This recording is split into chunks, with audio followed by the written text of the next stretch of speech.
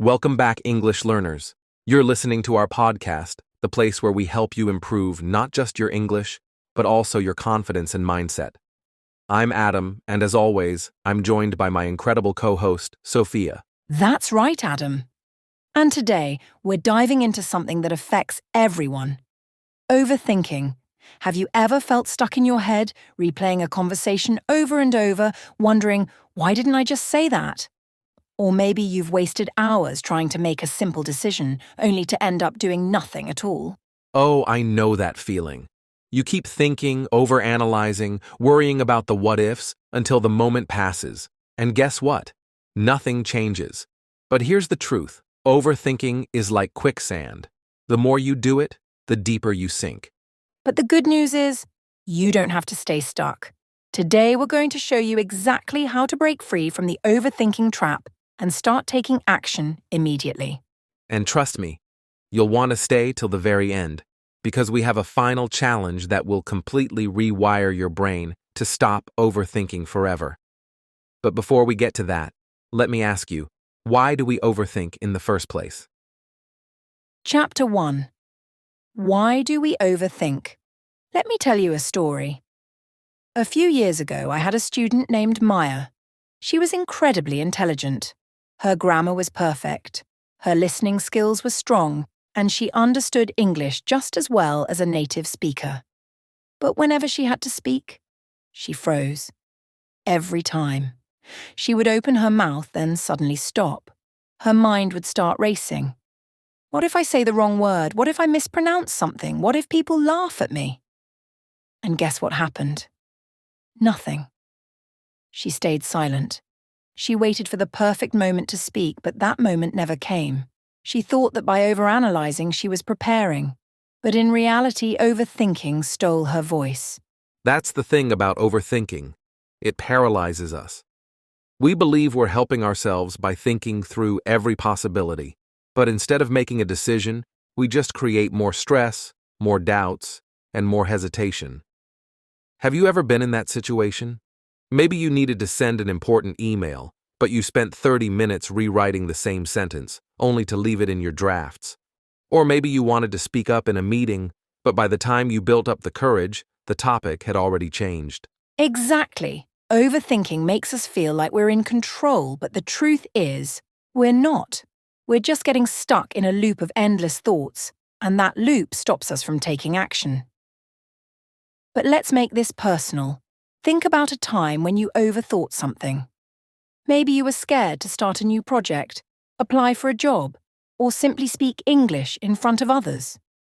Did overthinking help you? Or did it just make you feel stuck?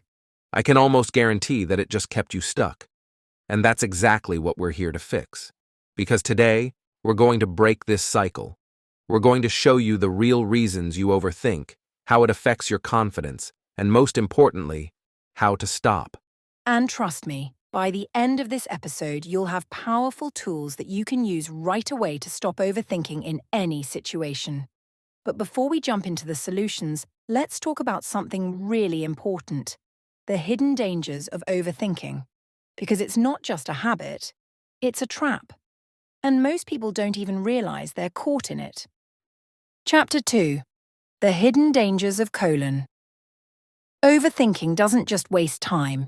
It actually makes our problems feel bigger than they really are. It's like standing in front of a small puddle but convincing yourself it's an ocean. The more we think, the more we create problems that weren't even there in the first place. And the worst part? Overthinking doesn't solve anything, it just keeps us stuck. Have you ever spent hours stressing about something, only to look back later and think, why did I even worry about that? That's overthinking. It tricks your brain into believing that by thinking more, you're preparing better. But in reality, you're just delaying action and increasing stress. Absolutely. Overthinking doesn't protect you. It prevents you from moving forward. Let's take a simple real-life example. Imagine you're at a coffee shop and you want to order in English. You know what you want. You know the words. But instead of just saying, "I'll have a coffee," your brain suddenly goes into overdrive. Wait, should I say, "Can I have" or "I'd like"? What if my pronunciation is wrong? What if the waiter judges me? And while you're overthinking, The moment passes. Someone else steps forward. The waiter moves on. You miss your chance. And that's the real danger of overthinking. It makes you miss opportunities. Not just small ones like ordering coffee, but big ones too. Imagine you're in a job interview and the interviewer asks a simple question. Instead of answering naturally, you start overanalyzing. Should I say this? Or is that too casual? What if I sound unprofessional? And then, silence. You hesitate. Your confidence drops. And the person interviewing you starts to wonder if you even know the answer. This is what overthinking does. It makes us believe that mistakes are dangerous. But here's the truth. They're not. Nobody expects you to be perfect. The real danger isn't making a mistake. The real danger is letting fear keep you silent. Think about it. If you speak up and make a mistake, nothing bad happens. The waiter still understands your order. The interviewer still listens to your answer. The conversation still moves forward. But if you stay silent because of overthinking, you gain nothing. Exactly. And that brings us to one of the most powerful techniques to break free from overthinking, the 5-second rule. This technique forces your brain to act before doubt takes over. And once you learn it, you'll never let overthinking hold you back again. Chapter 3. The 5-second rule. Stop overthinking instantly. All right, listen closely, because what I'm about to share is a game changer. It's called the 5-second rule, and it's one of the simplest yet most powerful tools to break free from overthinking. If you've ever struggled to take action because your brain keeps telling you, wait, what if? This rule will change everything. Here's how it works. The moment you start hesitating, count backward. 5, 4, 3, 2, 1, go. And then, take action. No second guessing, no overanalyzing, no excuses. Just do it. You might be thinking, wait, can something this simple really work? But here's the science behind it. When you hesitate, your brain tries to protect you by triggering doubt and fear. It starts whispering, are you sure? What if you fail? Maybe you should wait. And that's where the 5-second rule comes in. When you count backward, it interrupts that pattern. It shuts down the overthinking and activates the part of your brain responsible for taking action. Think of it like jumping into a cold pool. If you stand there thinking about it, your mind will come up with 100 reasons to not do it. It's too cold, maybe later. What if I regret it? But if you count down, 5, 4, 3, 2, 1, and just jump, suddenly, it's done. No more thinking, no more hesitation. I want you to try it right now. Think of something you've been overthinking. Maybe a message you've been too nervous to send, a phone call you've been avoiding, or even just speaking up in English. Now count with me. 5, 4, 3, 2, 1, go. What's the first step you can take right now? Maybe it's grabbing your phone and sending that message. Maybe it's standing up and practicing that speech you've been avoiding. Whatever it is, do it now. This is the fastest way to rewire your brain for action. And once you start using it daily, you'll realize how much time you've been wasting overthinking instead of doing. So next time you feel yourself getting stuck, don't hesitate. Count down and take action. Because the truth is, your success in anything, learning English, making decisions, achieving goals, doesn't come from thinking about doing it. It comes from actually doing it. And speaking of action, there's one more trick that will take this to the next level.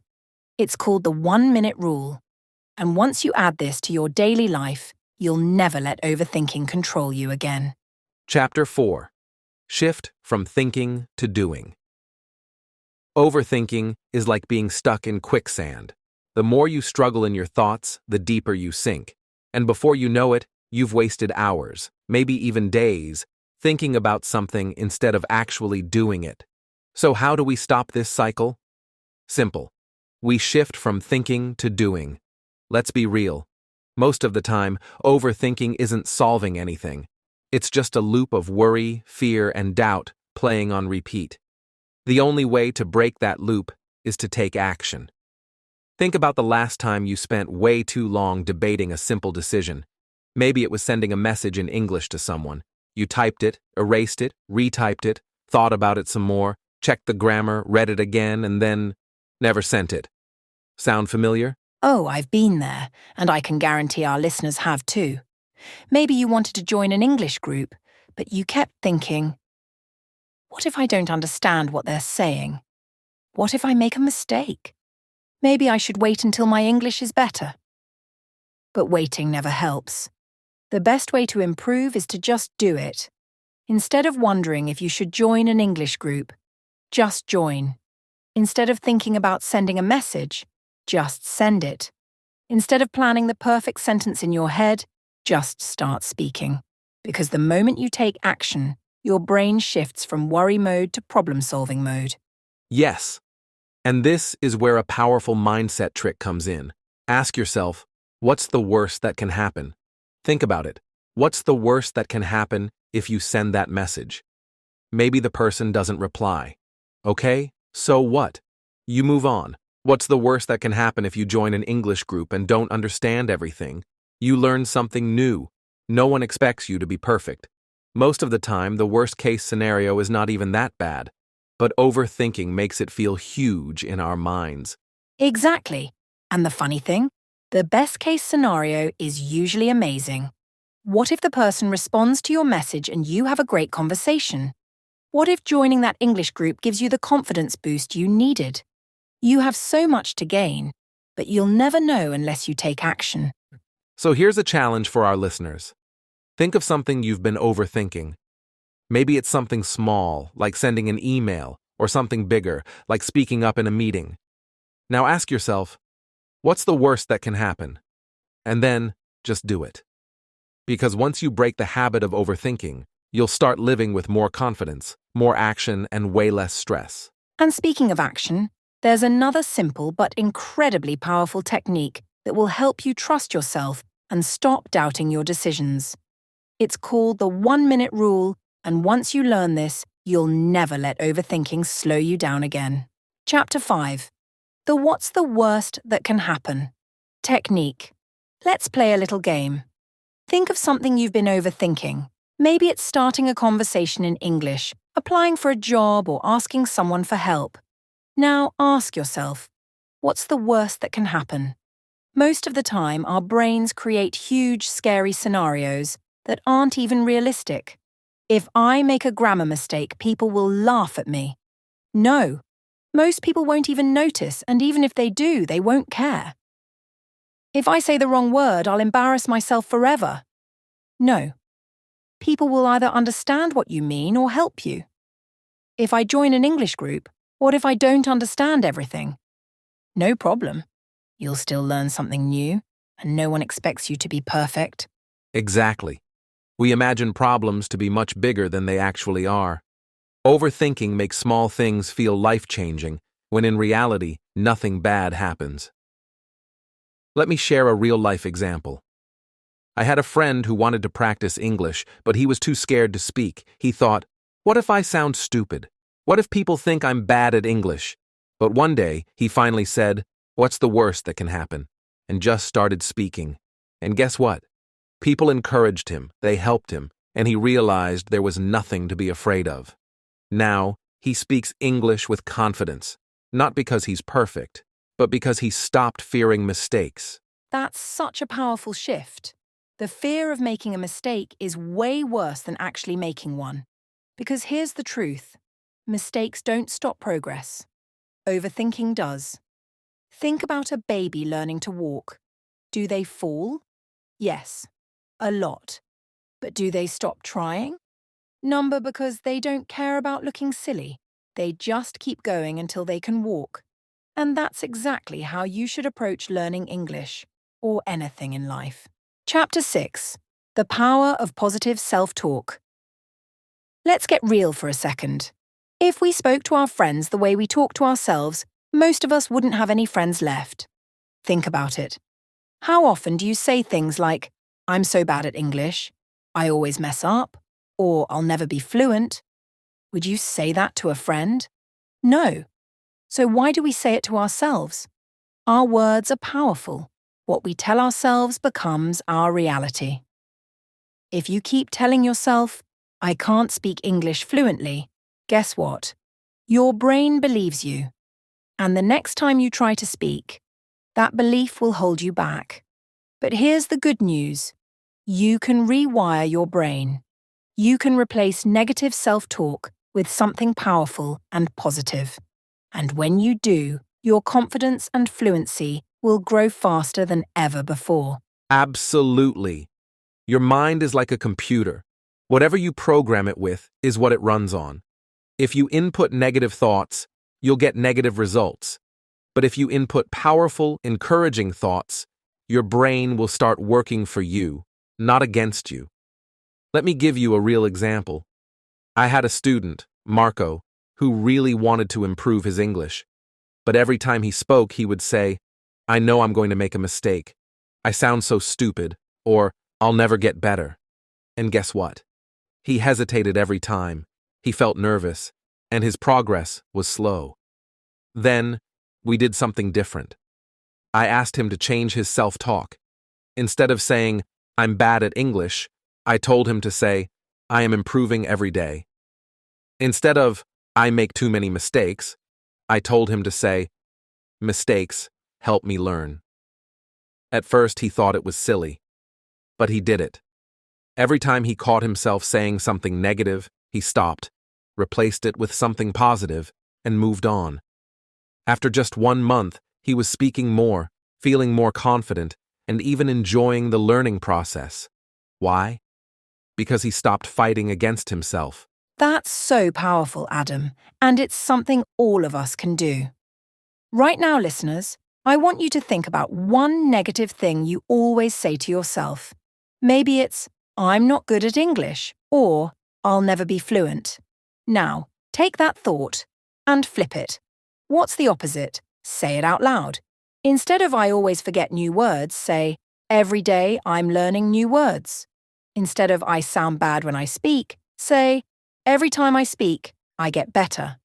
Instead of people will judge me, say, people appreciate that I'm trying.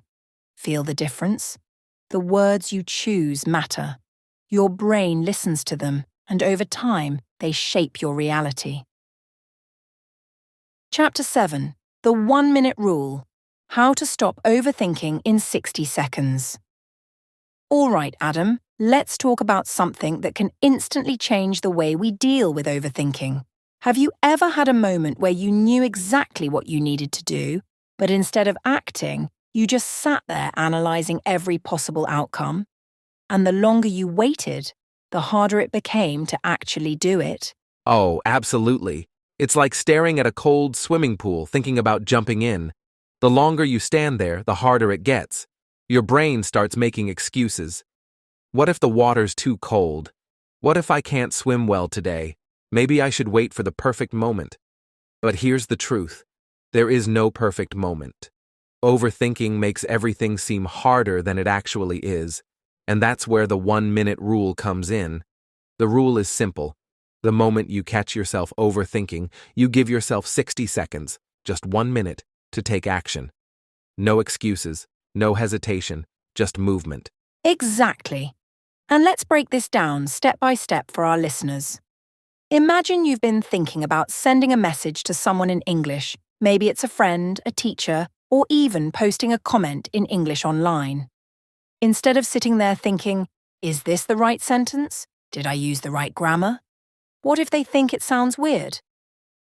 You set a timer for 1 minute and say, all right, I have 60 seconds. I'm going to write it and send it. That's it.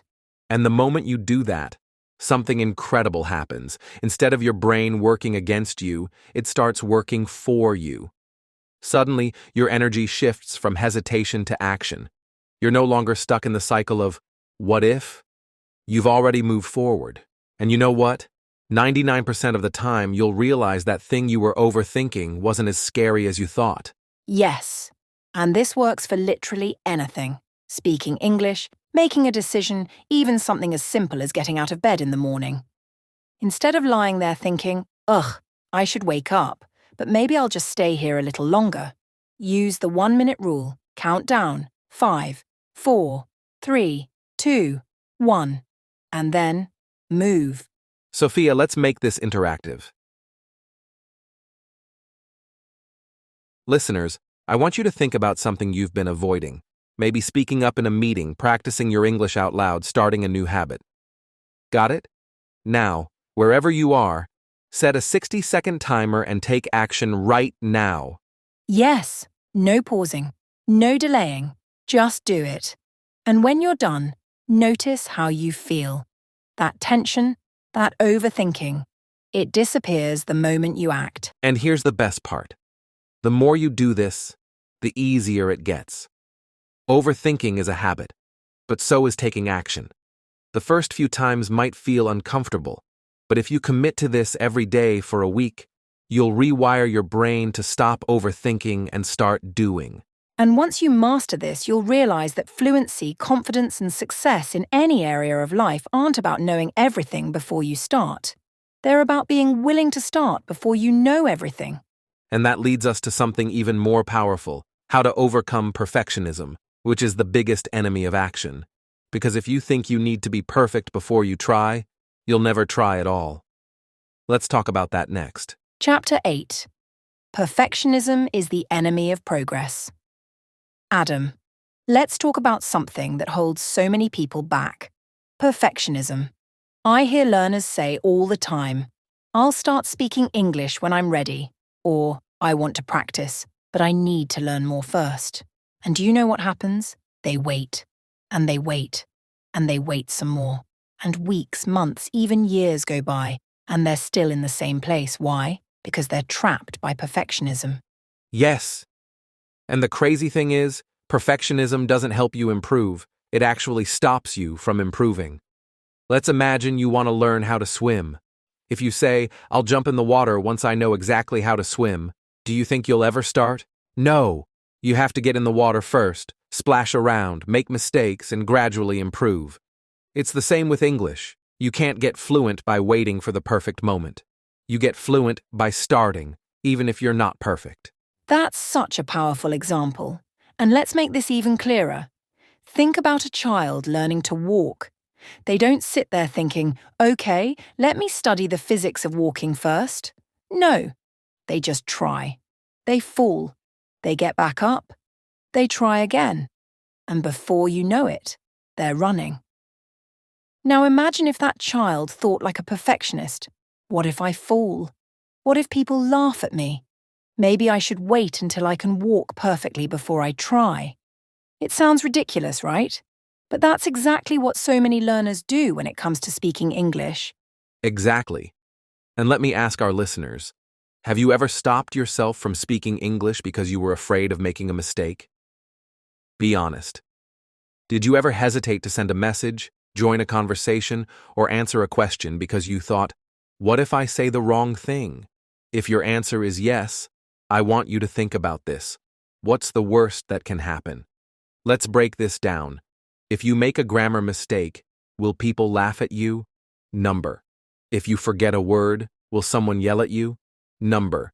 If you mispronounce something, will the conversation stop? No. The truth is, people don't care as much as you think they do.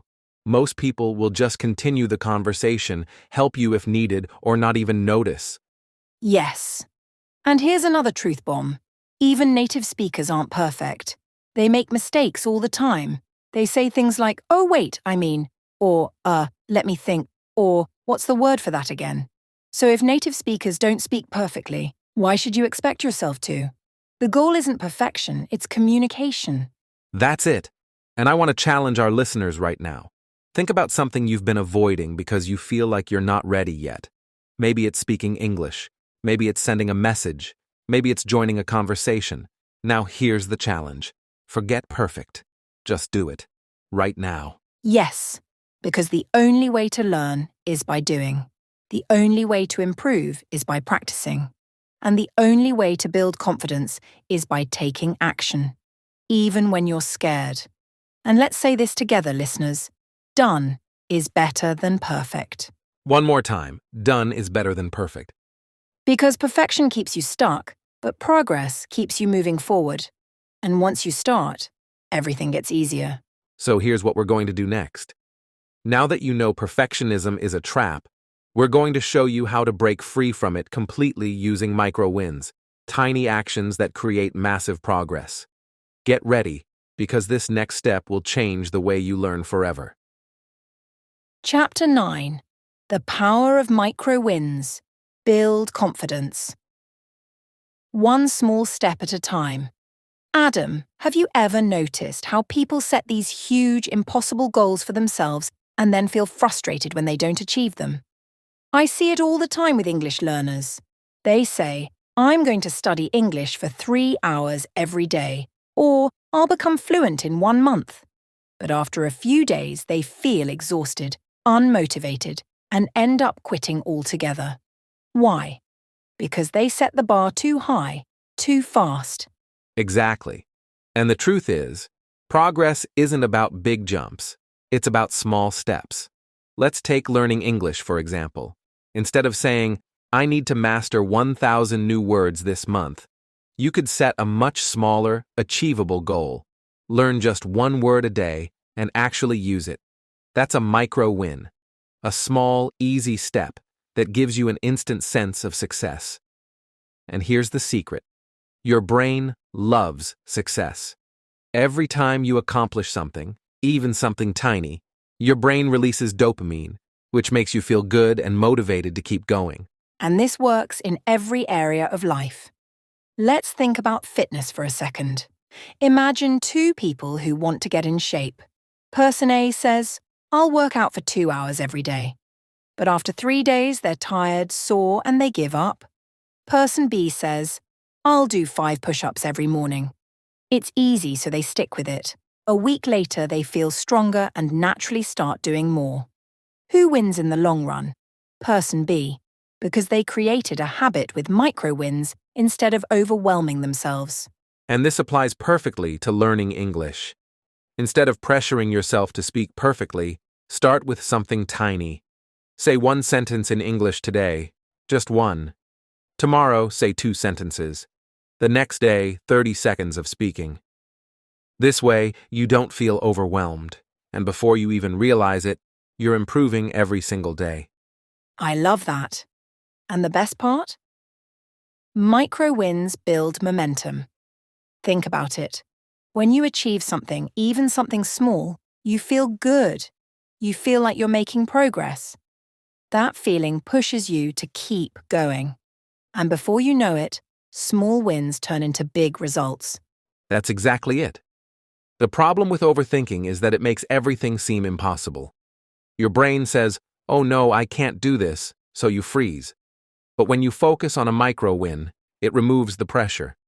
Instead of thinking, I need to be fluent, you just think, I'll learn 1 new word today. No stress, no fear, just simple progress. And let's give our listeners a challenge right now. Think of something you've been overthinking. Maybe it's speaking English. Maybe it's starting a project. Maybe it's sending a message you've been hesitating to send. Now, what's the smallest possible action you can take right now? Maybe it's saying 1 English sentence out loud. Maybe it's writing down a new word. Maybe it's just thinking in English for 30 seconds. That's the power of micro wins. Small actions lead to big progress. So here's your challenge. Commit to 1 small win today, right now. Say it out loud. Today, I will. Yes, and remember, you don't need to be perfect. You just need to start. Because once you take action, everything gets easier. Chapter 10. The 2-minute rule. How to stop overthinking and take action instantly. Let's talk about something that stops so many people from making progress: waiting for the perfect time to start. Have you ever thought, I'll practice my English tomorrow when I have more time, or I'll start writing in English when I feel more confident? Days turn into weeks, and weeks into months, and guess what? That perfect time never comes. And that's how overthinking keeps us stuck. We tell ourselves we need the perfect moment, the perfect amount of motivation. or the perfect plan before we take action. But here's the truth. Waiting is a trap. And the longer you wait, the harder it becomes to start. But what if I told you there was a way to break free from this pattern and start instantly, without any hesitation? That's exactly why we need the 2-minute rule. It's one of the simplest, most effective strategies to beat overthinking and take action right away. Here's how it works. If something takes less than 2 minutes to do it immediately. No second guessing, no debating, just act. Think about all the small things we delay, even though they take almost no time at all. Responding to a message in English? Less than 2 minutes. Saying a phrase out loud to practice pronunciation? Less than 2 minutes. Writing one sentence in English? Less than 2 minutes. But we avoid these things because in our mind, they feel much bigger than they actually are. The 2-minute rule destroys that hesitation by making the first step so small that it's impossible to fail. And once you start, you're already moving forward. Yes, and it works for bigger tasks too. Let's say you want to improve your speaking skills, but you keep telling yourself, I don't have 30 minutes to practice today. Instead of thinking about the full 30 minutes, just say, I'll speak for 2 minutes. That's it, just 2 minutes. No pressure. And do you know what happens next? Once you start, your brain shifts from hesitation mode to action mode, because taking action feels easier than stopping. It's like going to the gym. Putting on your workout clothes and stepping outside is the hardest part. But once you start moving, your momentum carries you forward. I love that example. And let's apply it to learning English. Imagine you've been avoiding writing because you feel like your grammar isn't perfect. Instead of saying, I need to write a whole page, just say, I'll write one sentence. That's under 2 minutes, but guess what happens? Once you write that one sentence, your brain naturally wants to continue. Before you know it, you've written a full paragraph without even thinking about it. And this works for everything. Want to improve your listening skills? Listen to a podcast for 2 minutes. Want to get better at thinking in English? Describe what's happening around you for 2 minutes. Want to overcome your fear of speaking? Say one sentence out loud for 2 minutes. There's zero pressure because it's so short, and that's why it works. The biggest enemy of action is overcomplication. The 2-minute rule simplifies everything and makes it easy to start. So, let's make this real. Listeners, right now, use the 2-minute rule. Think of something you've been overthinking, whether it's speaking, writing, or sending a message in English. Do it for just 2 minutes. No overthinking, no hesitation. Just start. Set a timer if you have to. This is your moment. Don't let your brain talk you out of it. And once you do, share it with us, leave a comment, or send us a message telling us what you did using the 2-minute rule. Because once you prove to yourself that you can take action, your confidence will grow and overthinking will have no power over you. This is how progress happens, not in huge leaps, but in small daily actions. And now, let's take this even further. What happens when life gets in the way? When you miss a day? When motivation disappears? This next technique will make sure that you never fall back into the trap of overthinking. It's called the never skip twice rule, and it's a game changer.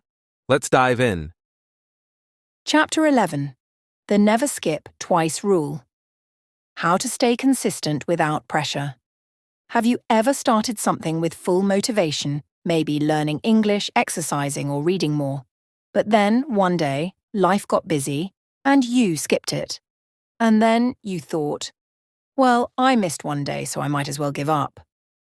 Sound familiar? This is where most people get stuck. Missing one day isn't the problem. What kills progress is missing 2, 3, or 4 days in a row. That's when the habit disappears. But what if I told you there's a simple way to stay consistent without feeling guilty when life gets in the way? That's where the never skip twice rule comes in. Here's how it works. If you miss one day, that's okay. But never let yourself miss 2 in a row. It's that simple. Why does this work? Because consistency isn't about being perfect. It's about showing up regularly. When you miss one day, your brain can recover quickly. But when you miss 2, your brain starts forming a new habit of skipping. That's why most people quit. They don't fail in one day. They fail because they let one missed day turn into a week, then a month. Exactly. Let's put this into an English learning example. Let's say your goal is to practice speaking every day. One day, you're busy and you don't do it. No problem. But the next day, you must get back on track, even if it's just for 2 minutes. This keeps the habit alive. And here's the best part. It removes guilt. When people miss a day, they feel guilty and think, I've already failed. But with the never skip twice rule, you have a simple system. Miss 1, but never 2. It takes the pressure off and makes consistency easier. And this works for anything. Want to improve your listening? Listen to English every day, but if you miss a day, just make sure to listen the next day. Want to build vocabulary? Learn one word daily, but if you forget, just pick it up the next day. This keeps the momentum going without making you feel like a failure. And let's be honest, life happens. There will be days when you're too tired, too busy, or too stressed. That's normal. The key isn't to never miss a day. The key is to never let one missed day turn into a habit of quitting. Chapter 12. The 80-20 Rule. Focus on what actually matters. Let me ask you a question. Have you ever felt like you're doing so many things but still not making real progress? Maybe you're trying to improve your English and you're watching videos, reading books, memorizing grammar rules, and learning 20 new words a day. But despite all that effort, you still feel stuck. If that sounds familiar, I have something that will change the way you learn forever. It's called the 80-20 rule. Oh, this is a game changer. The 80-20 rule, also known as the Pareto principle, states that 80% of your results come from just 20% of your actions. That means that most of what we do isn't actually necessary. It's just keeping us busy. The key to progress is focusing on the 20% of activities that actually give you results. Think about it. How many times have you spent hours memorizing vocabulary lists, but when you actually try to speak, you freeze? That's because not all learning methods are equally effective. Exactly. Let's apply this to learning English. Instead of spending hours studying random words, focus on the 20% of words that are used in 80% of conversations.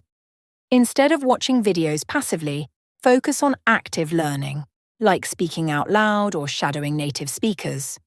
Instead of worrying about every grammar rule, focus on the ones that actually affect daily conversations. The key is to stop doing what isn't helping and double down on what actually moves the needle. And here's the best part. You don't need to study harder, you need to study smarter. Let's look at some examples. If your goal is to speak fluently, should you? 1. Spend hours learning obscure vocabulary words. 2. Spend 15 minutes a day practicing speaking and shadowing. Obviously, number 2, because that's what actually helps you speak faster and more confidently. Let's try another one. If you want to improve your listening skills, should you? 1.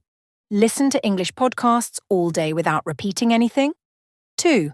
Listen to one podcast and repeat key sentences multiple times. If you chose number 2, you're already thinking like a high achiever. The point is, stop wasting time on things that don't help you grow. Focus on high-impact actions that give you the biggest results in the shortest time. Here's a challenge for you listeners. Think about your daily English routine. What is one thing you're spending too much time on that isn't helping much? And what is one high-impact activity that you should focus more on? Maybe you're reading grammar books but not practicing speaking. Maybe you're watching videos without actually using the words. Identify your 20% and go all in on that. And here's the best part. Once you start focusing on what actually matters, you'll see results faster and feel less overwhelmed. Because success doesn't come from doing everything. It comes from doing the right things. This is why the 80-20 rule isn't just about English. It applies to everything in life. Work, fitness, relationships. If you focus on the small things that create the biggest results, everything changes. So let's wrap this up with one final question. What is your 20%? What's the one action that, if you did it every day, would give you 80% of the results? Take a moment to think about it. Say it out loud. Write it down. And most importantly, commit to it. Because that one action will be your key to real, unstoppable progress. All right, English learners, we've covered a lot today. Overthinking keeps us stuck, but now you have the tools to break free and take action. That's right. The 5-second rule, the 80-20 rule, the never skip twice rule, these aren't just ideas. They're real, practical strategies you can start using right now. And remember, progress isn't about being perfect. It's about showing up and taking small steps every single day. If this episode helped you, share it with a friend who needs to hear it. And don't forget to subscribe, because we have even more game-changing lessons coming your way. We'll see you in the next episode. Until then, keep learning, keep growing, and most importantly, keep taking action. Thank you.